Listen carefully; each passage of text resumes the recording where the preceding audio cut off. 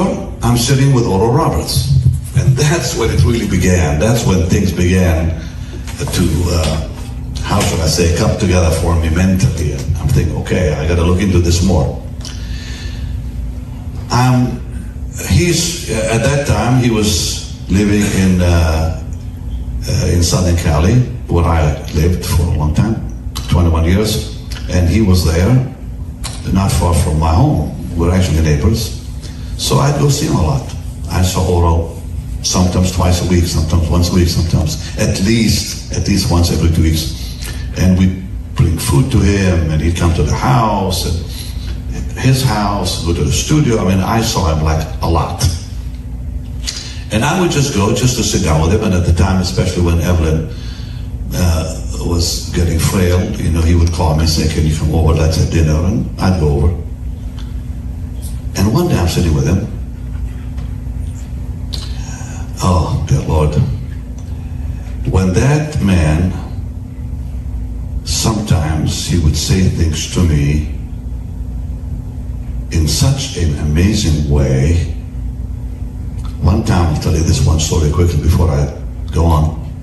I would go and say, pray for me, I'm going to have a crusade. And so every single time I went overseas, every time I would go to his home, get on my knees, say, lay hands on me, I'm going to India, I'm going here, I'm going there.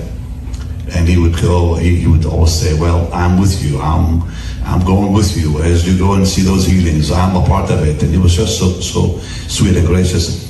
So John Jimenez invited me to go to Liberia. And I got a letter from the president of Liberia at the time. And about a week or two before the crusade, I was with Oral, and I said, I want you to pray for me, I'm going to Liberia. That time he just stares at me, doesn't say a word. Just stared and stared and stared till I got quite nervous.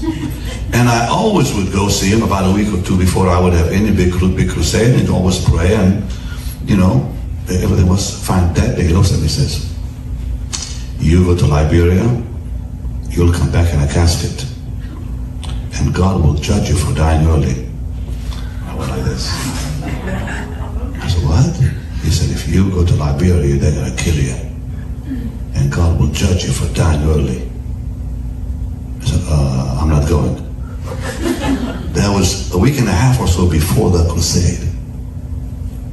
I called John Jimenez. I said, I'm not going to Liberia.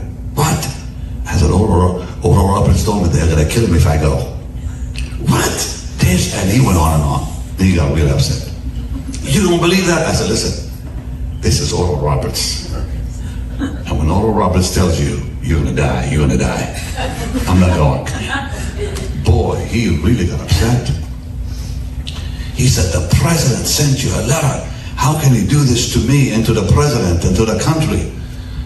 I said, look, the posters are everywhere. People are expecting you. I said, Pastor John, I'm telling you right now, here's what I told the whole thing. Do you know that president got toppled and a civil war started? Had I been there, I would have been killed by the opposition. And I came back home, I said, Doc, thank you. You saved my life. And I didn't go, of course, but when all this happened, I came to see him from the house. I said, dear God, well, I'm glad you listened, he said. So that was the kind of experience I had with that man, over and over, more than once. So this one time I'm sitting, I'm saying, okay, I'm going to ask